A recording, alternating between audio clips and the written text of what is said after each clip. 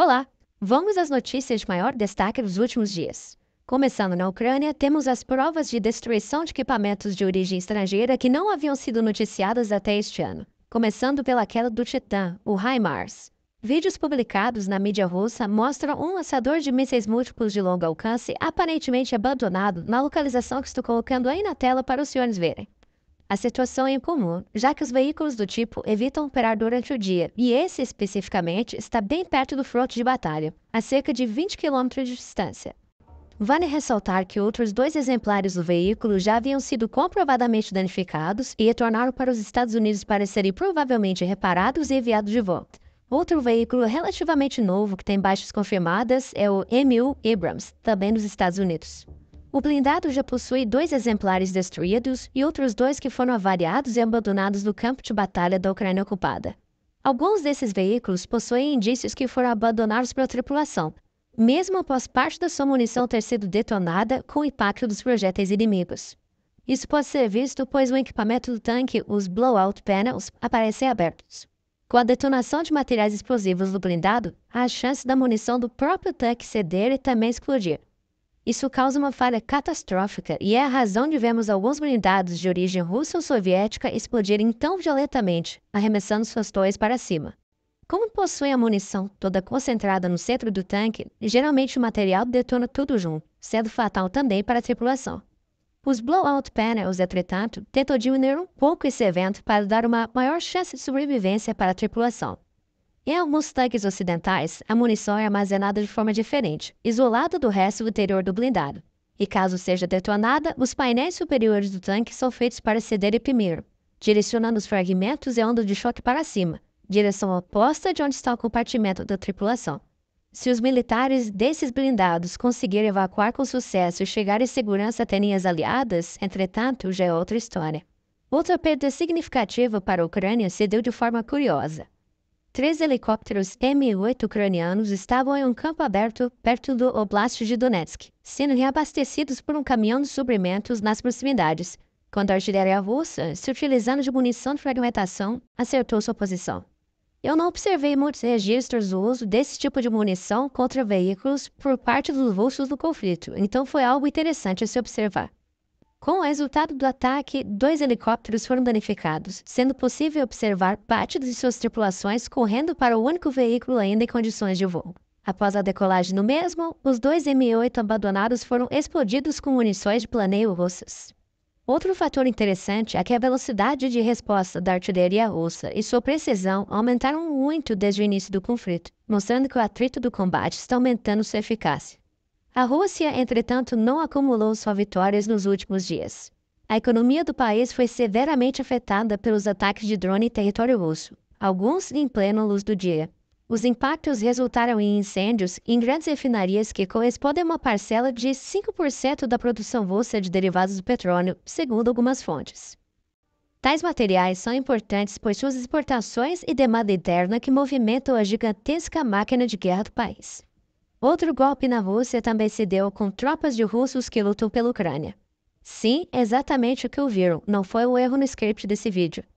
A Legião Russa Livre, juntamente com o corpo de voluntários russos, atuaram juntas atravessando a fronteira e entrando em território russo.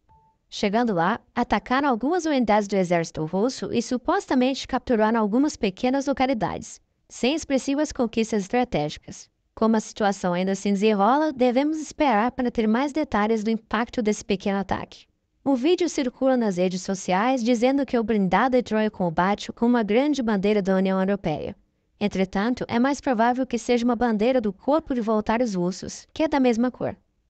Os recentes abates de aeronaves de inteligência e transporte russos também se somam aos equipamentos importantes perdidos pela Rússia.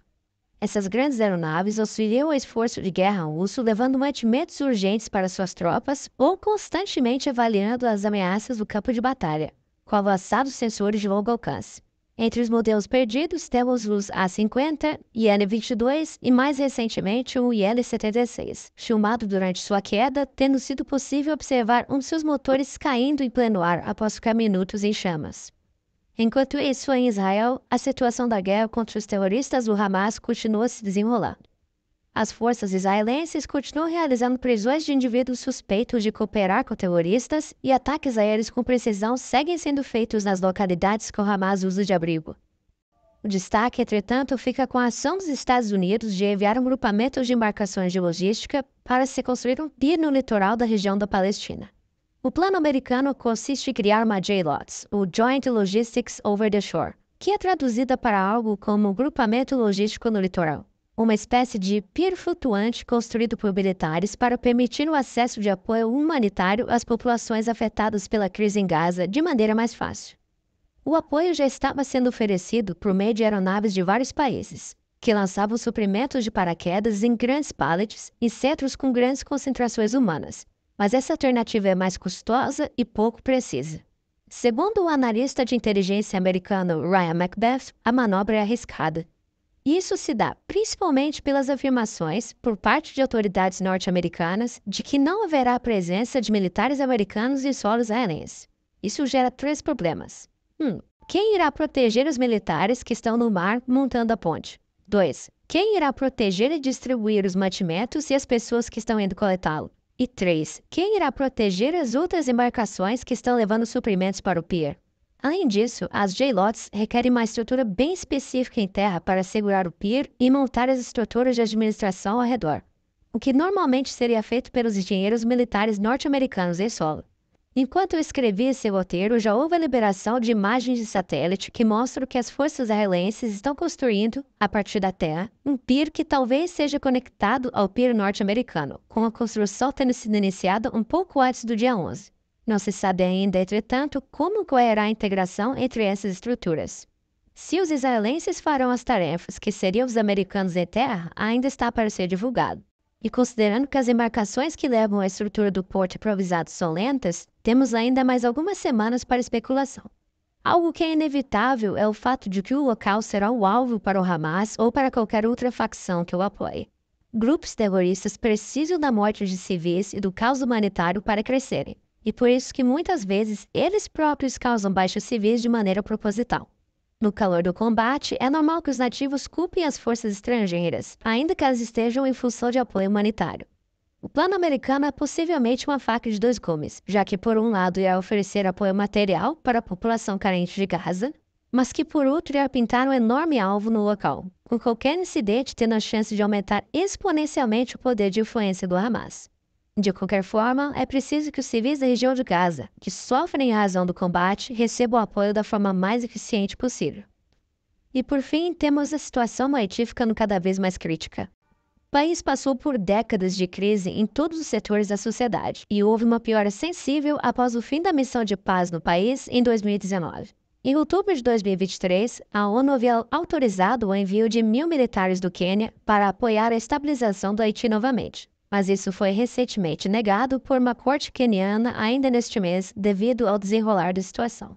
Os ataques de gangues no país se intensificaram em 2024, com muitos grupos rebeldes sendo unidos sob o comando de um ex-policial haitiano, Jimmy Chirizier, apelidado de Barbecue, que já controla mais de 80% da capital do país, Porto-Príncipe. O primeiro-ministro do Haiti, Ariel Henry, renunciou ao seu cargo no dia 12 após não conseguir controlar o caos do país. Já circulam nas redes sociais várias mídias mostrando canibalismo entre grupos de gangues rivais. O presidente de El Salvador, Nayib Bukele, ofereceu apoio ao país, exigindo primeiro a aprovação do Haiti, uma resolução da ONU e todas as despesas da operação devidamente custeadas por outras organizações. Não houve resposta da ONU pela proposta até agora. Por enquanto, essas são as novidades, mas o resto da semana ainda promete novas atualizações do cenário político global. A reunião dos representantes da França, Alemanha e Polônia no dia 15 poderá indicar mudanças na postura de muitos países da OTAN com relação à guerra da Ucrânia. Obrigado pelo tempo de voto. Cobrimos os acontecimentos à medida que se desenrolarem nos campos de batalha. Tenha uma boa semana e fique com Deus.